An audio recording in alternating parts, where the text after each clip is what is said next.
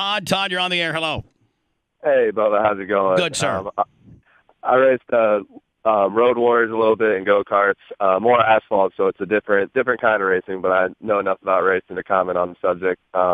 Two things. One, I think really, just agree with what you're saying, that the media is really killing Tony on this. And I'm not really a Tony Stewart fan, but I know that his history is coming back to kind of hurt him here. Would you agree with that as far as, Well, I think we'll all be judged for our past. We are. His past has nothing to do with this. This was not him throwing a fit or throwing his helmet at Matt Kenseth's car. This was him as a short track Saturday night sprint car driver driving a car that most people don't know the characteristics of how it handles when it's under in a caution or yellow type situation. And that when you see him gas this car up, that's not an admission, or that's not him being deliberate to try to hit the object in front of him. By him goosing or gas this car up, which most people can't understand, is him trying to kick it out sideways to miss indeed what's in front of him. I agree that the jet ski analogy was perfect, and a lot of people don't know that. And I was thinking that when they were reporting, because they're saying, "Oh, he gassed it," and they were making it look like he tried to hit him. No one would ever try to do that on a track ever, and it's a freak accident. It's sad that it happened, but that's what it is at the end of the day. It's a freak accident, and hopefully we can all learn from it. And appreciate your call, buddy. Thank you. Doc, fabricator of the stars. Hello. Hey, Bubba. As we all know, any racer that races for any period of time tends to get passionate about what they're doing, or they don't race. So unfortunately, decisions become made under the situation that happened, and it gets cloudy to what you're trying to do. Unfortunately, it happened. He got out of his car. It was a racing deal. And no matter what you say, an analogy, you do it because you do it better than anybody else on the air. Nobody's going to know how these cars react. I had the opportunity to drive a sprint car. I didn't get it to full speed because I didn't feel comfortable in the car. And the easiest way for me to explain to somebody that has never been in that car is try and drive a marshmallow at 30 miles an hour, because there's no way to handle the car. There's no way to point the car. You can't get out of the gas. You can't turn your head. You've got about a 90-degree sweep left to right, and they'll never understand. And no matter what you do, Bubba, the Court of Appeal is already set forth, and I hope some people will listen to you and understand it, maybe come out to your track, talk to the guys in the sprint cars, and look at these cars physically as to what they deal with. These are very, very tough applications to drive. That's why these guys are the best at what they do. And in no way, shape, or form would Tony ever try to harm another person. Thank you, Doc. Manson, I have more appreciation for a national media source, Good Morning America, Today, Dateline, that opened up a segment with a world-renowned sprint car driver and an actual sprint car there to show the characteristics, or maybe put, Chris Hansen or one of these guys inside of a sprint car and do a reenactment. Put a dummy out there, flash a dummy up real fast on a guy, and see what the guy does. See what the average guy does. Do some kind of research. Or show what you would need to do in order to get the car to be able to dart left. Greg, hello. Hey, Bubba. Hey, man. I agree with you, man. I'm not really a Tony Stewart fan. I'm a Gordon Johnson fan, but I'll tell you what, I've been into racing since the 70s, and my father used to race, and basically on the track, motto is you don't get out of your car until emergency personnel come up to you. Not to say that I've seen drivers, professional and non-professional, get out of their cars, and it's a stupid move. It's just this kid was young, and he made a stupid move. This kid was a hothead, and listen, I'm not saying anything bad about this kid. I don't know this kid, but if you can just tell him he's insane. I mean, when he gets out of the car, he's flapping around. He takes a stab at the 45. I mean, it's crazy. Right.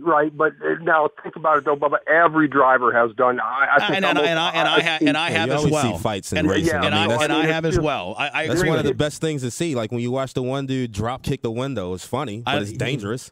Jason out of Illinois, Todd out of Valrico, Gary as well. A bunch of great people wants to give their insights on this. I'll take you as much as I can. I have to continue on as well.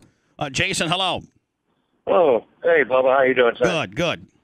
I agree with you completely. I've heard all the stuff on the media and all that. And once you start talking about it, you know, because I'm from a super late model background.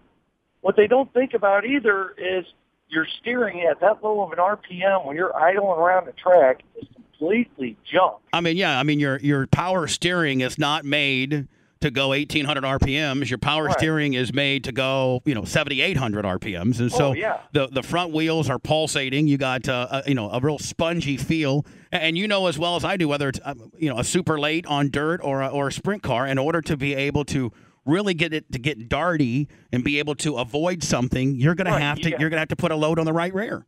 Yeah, you got to throttle up. Another thing that that I think that you maybe you missed about. What about wing position? If he was loose, tight, did he have the wing down on the front, forward? I mean, the wing position, the wing position also is something to be determined. I would think that Tony would have had it jacked up to as far back as it would go, because the track started getting dry slick, which at that point you'd want to put more pressure on your right rear to tighten the car, and so at that point the car probably was extremely tight, or trying to tighten the car up, which would make it even tighter under idling conditions. And when I've been to this track 3 times with the World Outlaw Late Models, I know from a grand standpoint, it is hard to see down in that other corner. You're right. You're in a sprint car. Your right front and the right side of your vehicle, you have virtually no visibility at all. Todd, hello. Hey, Bubba. Thank you so much for taking my call. Thank you, Todd. 2 things. I think one really offends me is being around tracks and drivers for 40 years.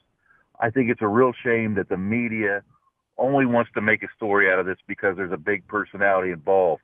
There's accidents and fatalities in short tracks all the time, and nobody cares until it's a big name that they can make a martyr. If the 45, which very well could have hit the guy, would it be as much of a story as Tony Stewart? Exactly. And secondly, growing up around the tracks and knowing the drivers, when I was younger, a guy like AJ or Parnelli, they wouldn't have gone out on the track and made a fool out of themselves. They would have handled it in the garage area with their fists with each other. Or they would have waited around to the next race and put a bumper on you and spun your ass out. So they don't have any respect in this generation. So just thanks for taking my call. I wanted to throw that out there. I appreciate it, man. Thank you so much. Larry, you need protection. Larry, on protection. Hi, go ahead. Hey, Bubba. You're on protection, buddy. Hey, I've off-duty Leo. Got a lot of friends asking me, why state attorney's not pushing for any kind of manslaughter, things like that. Like I told them, there's no elements of the crime for manslaughter. And like I said, it's like a racing deal. These guys are out there. Watch a segment with Ricky Craven. As soon as you leave the vehicle, you're pretty much giving up your protection and your right to be safe. And then when you charge another vehicle, I mean, come on. I mean, that's pretty much. So you from a Leo standpoint, and being a traffic crash investigator for a long time, as you would be looking at this just from the video that you would see, you would make a determination of what, much like what they have.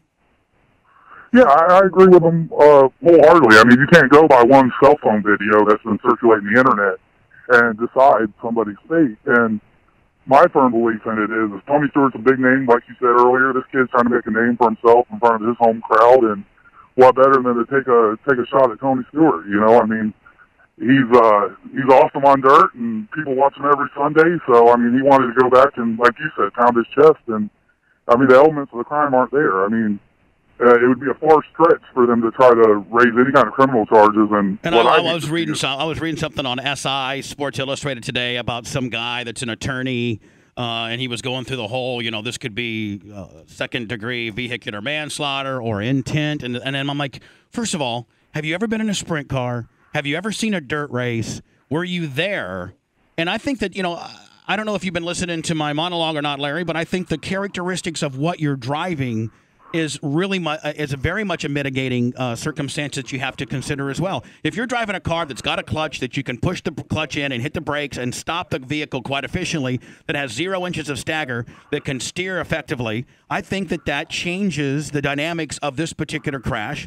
Whereas you're driving a car that's got limited visibility, a car that's got 15 inches of stagger, a car that cannot steer very well when it's going slow, And in order to make in order to make this car dart left, you have to goose, as people would say, the gas and get that big right rear loose in order to be able to dart left. Too many people are putting so much credence in the fact that they heard the car rev up and that's an admission that Tony gunned the guy down. They don't understand the characteristics of the vehicle that's being driven. I think that's one of the most important aspects of all that nobody's covering.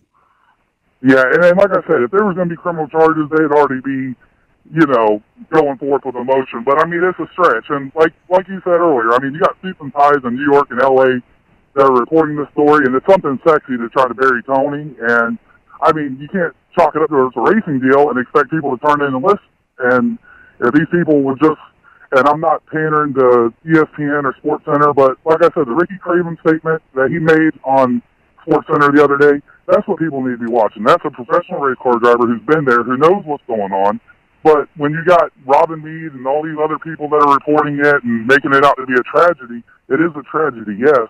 But at the end of the day, I mean, the kid's in the wrong. I mean, he should have waited in his vehicle. He had no, if the kid doesn't get out of the car and starts playing Frogger with sprint cars, then none of this happens. We're not having this discussion right now. You're talking about the pussification of America. I mean, anybody who would watch that video, all you do is you watch a video and you go, "What's that hothead doing, man? He's going crazy. He got clipped." Yeah, I guess that'll learn him. Kid took a lick.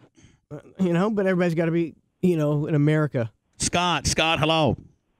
Hey, Bubba. Got to be honest, man. I got caught up in the media hype right away, and initially thought, hey, Tony's got to be going around throwing dirt on this kid, trying to.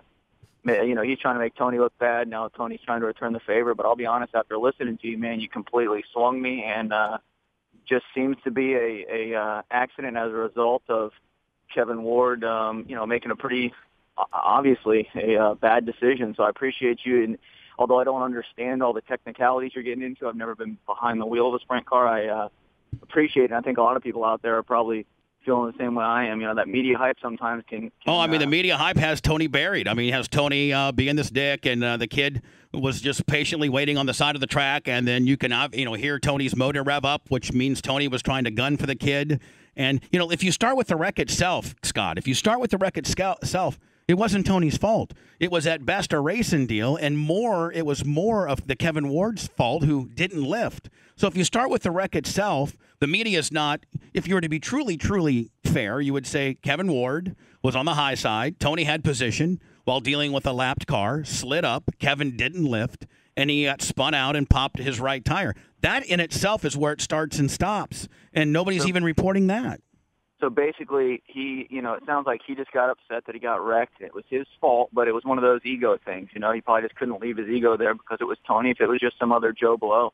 Right. I mean, if it was the 45 guy, maybe he hadn't done the same thing. But here's the deal. I don't want to take away from the tragic event of this kid losing his life. I do not wish that upon anybody.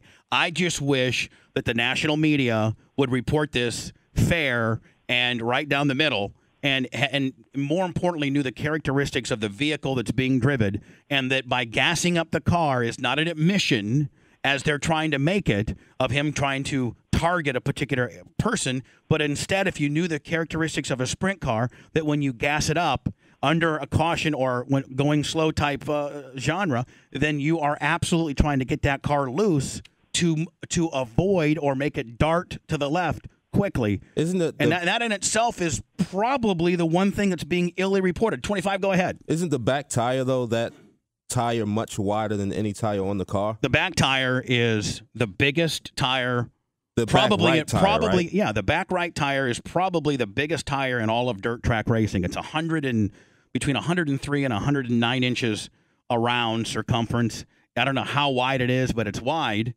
And and your bottom line is you have to jump. Manson will tell you have to actually crawl over that big ass, humongous right tire even to get into the vehicle. Yeah, and so that tire is in between the car and the cockpit. That tire is huge, and literally when you're driving a sprint car, you can stick your right hand out there and touch that tire. So when this Kevin Ward guy is playing, as you would say, Frogger with the sprint cars, starting with the 45. I mean, I didn't say go get the sound effect, but I mean, if you got it, you might as well use it. Uh-oh. What? Gene Lasker. Now, as much as we have had our problems with Gene Lasker, would everybody in the show, boy, Ned's over there just smiling. That's his boy right there. Ned, how happy are you that your boy Gene Lasker's calling in? You just can't quit him. This must be serious if Lasker's calling in. But listen, as long as I've been driving these things 10 years, the only thing that I have on Gene Lasker that would make him more of an expert is that I own a dirt track. But Gene Lasker, is there anybody in this room that would argue would be one of the greatest sprint car drivers in Florida history? In the world. Yeah. And has probably driven sprint cars 25 plus years. So now, Manson, I will make sure that I preference this, but Gene Lasker's appearance on my show and whatever Gene Lasker says is not necessarily the opinions of my program, my sponsors, or my corporations. Because Manson will tell you, he's been known to go completely off the deep end, has he not?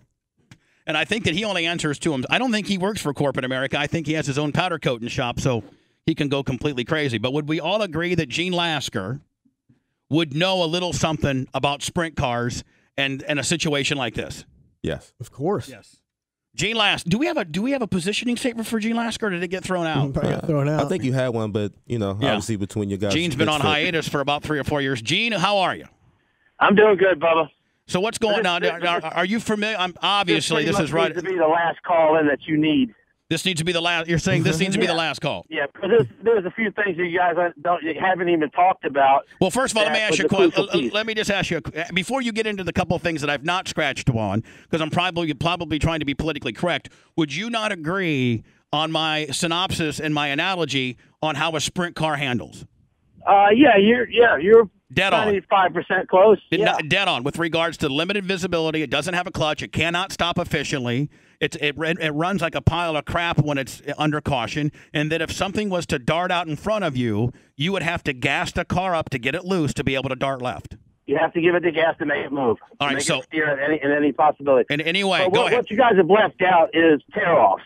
Now, the tear-offs have come a long way since back in the day. But Gene, you're going to have to explain. You're going to have to explain what tear-offs are. Okay, tear-offs is a 4-inch tall, probably 11-inch wide piece of plastic with holes on each end, and you put them on your helmet piece by piece. And in this case, in the new case, it's 10 at a time.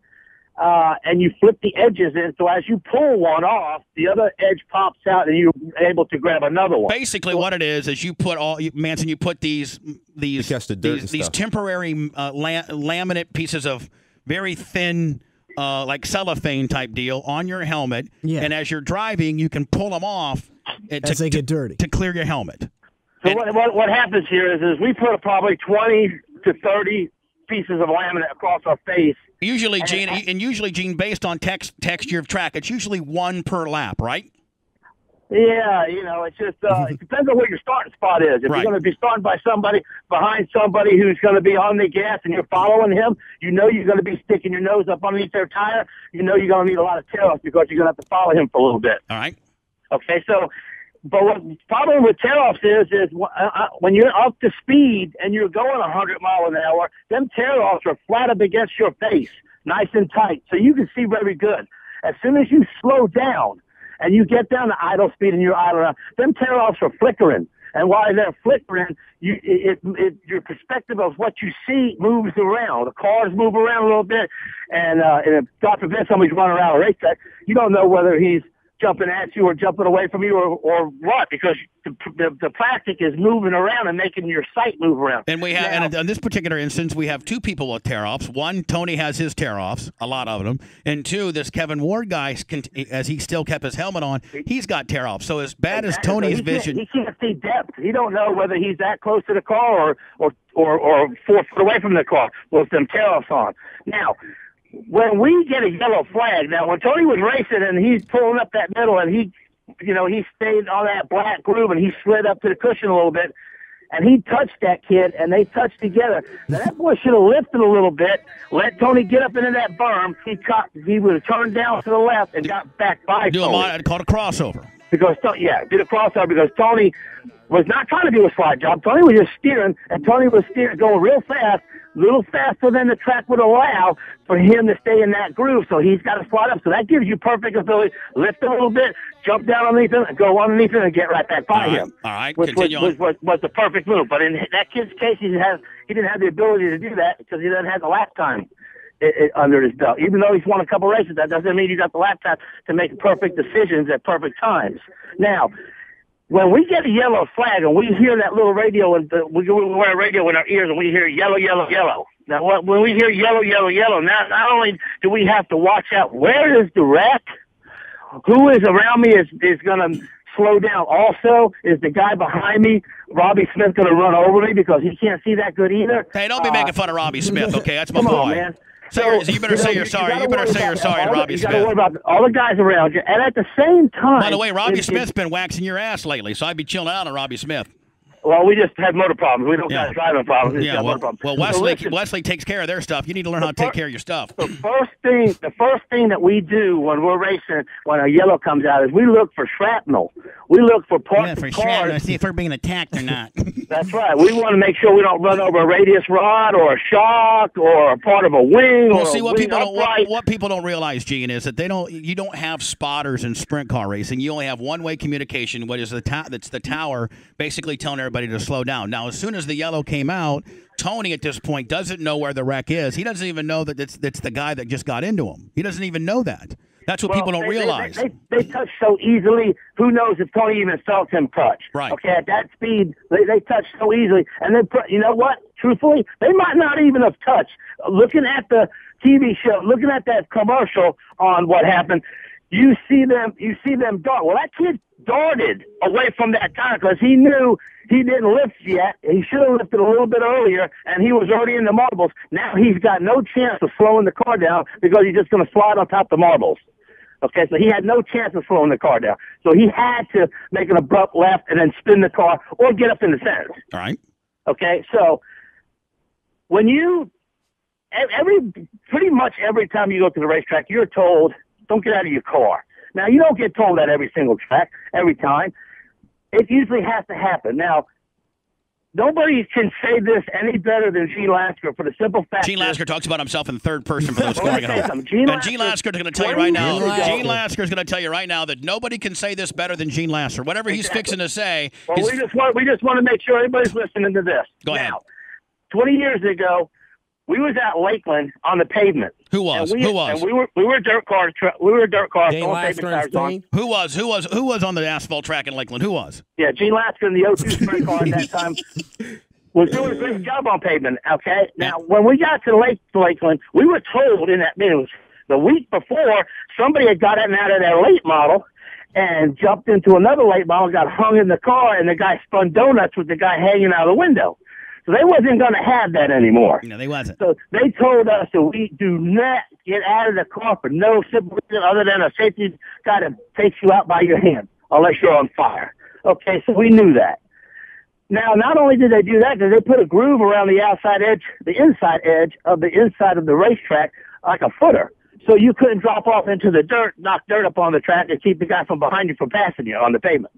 So we're racing. Gene Lasker's leading the feature. We got 4 laps to go. I feel a bump on my left rear. I get a little loose coming off of 4 on the front straightaway. I hear yellow, yellow, yellow. Okay, so now I slow down. I'm looking around. I don't see nothing for the first lap. I don't see anything. Well, evidently Larry Tyler had run over my left rear. Who? Larry Tyler. All right.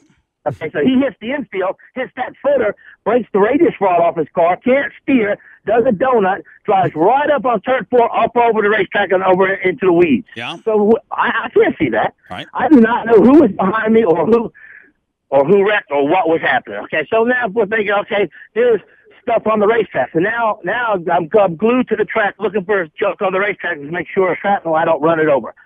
All of a sudden, I'm idling. I'm running about 30 miles an hour, and I'm not paying attention to nothing in front of me because there's nothing in front of me. It's just an open racetrack.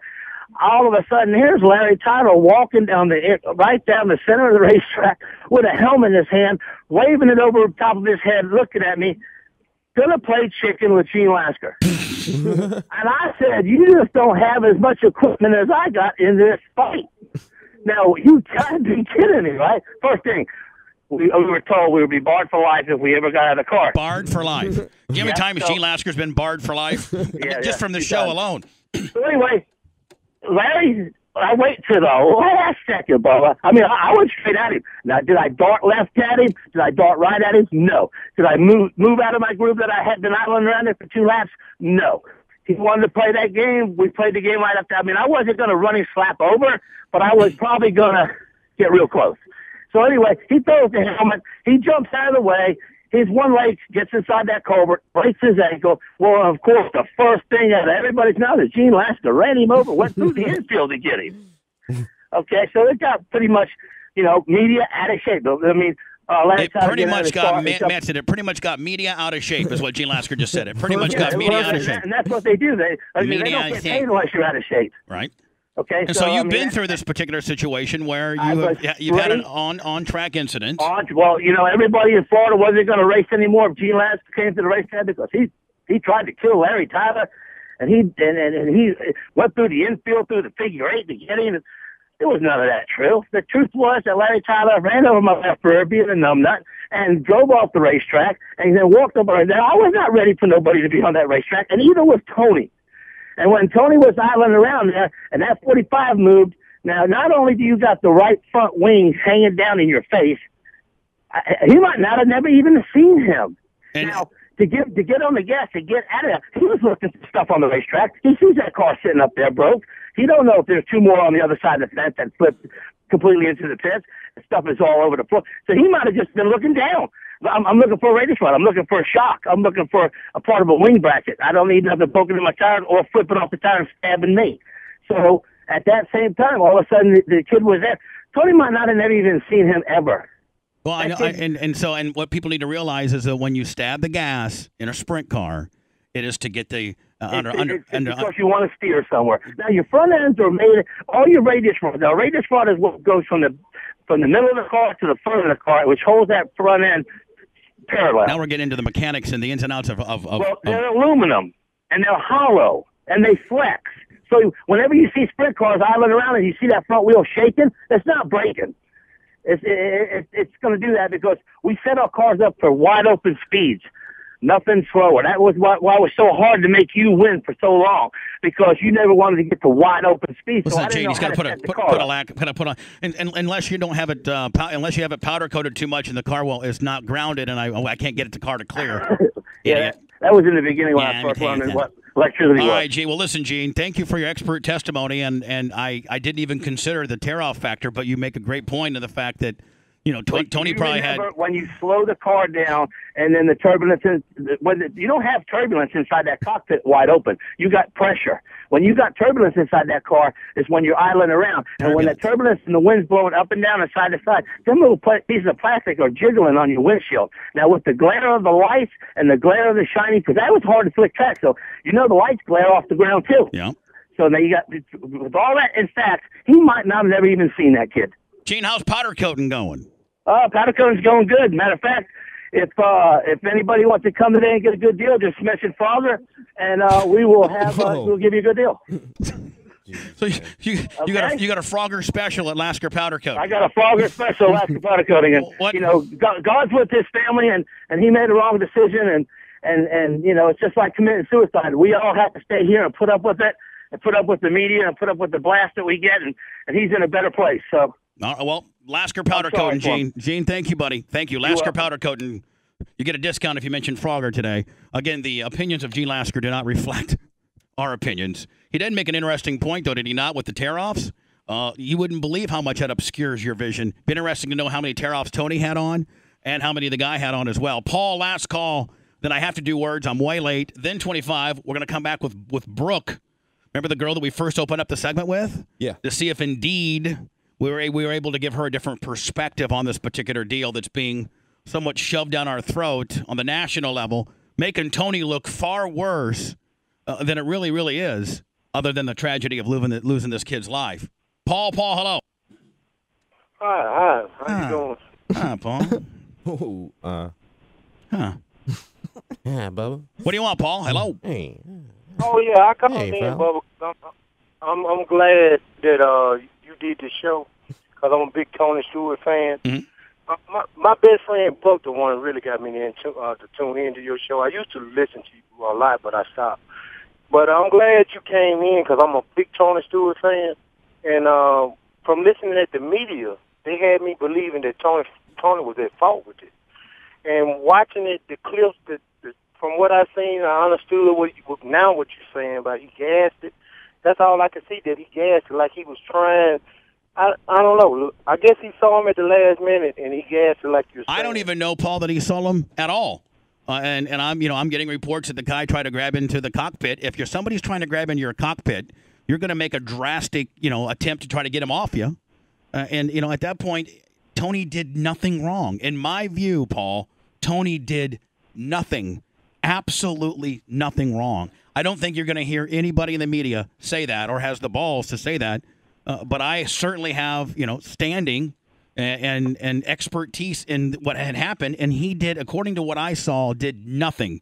Absolutely nothing wrong at all. He didn't look like he could avoid him. I mean, I've looked at this video, this entire 40 minutes you've been talking. I've just been looking back to the exact point when he hit him. And that big back tire, I mean, it didn't look like he could avoid him at all. He couldn't. Absolutely It's very unfortunate that Kevin Ward lost his life. Yes. It's very unfortunate that he died. We're not saying that, he should have died. We're just saying that it was not smart of him to get out of the car. I'm just saying that Tony Stewart had no other recourse than to try to gas the car up and try to avoid this kid reaching in on him, and should not be faulted one bit, and should be able to live his life as he has been and not suffer possible consequences or media outcry that he's going to at this point. Paul, thank you so much on a Mississippi. Rick, you're my last caller, and then I got to do words, and then we're trying to get Brooke on the backside. Yeah, that's how it was set up, Brittany. Rick, hi, you're on the air. The service placement on here is going against the wall. What? We're listening in on this guy. No inventory is going to start on the back wall back there. Rick! Yo! You're on the air. No, I'm not. Quit trying to give a guy a seawall quote. What do you want? Hey, how you doing this morning, man? I've been trying to reach y'all for the past 2 months. I'm new to Tampa, man. I love your show. Love you too, Rick. What's going on, buddy?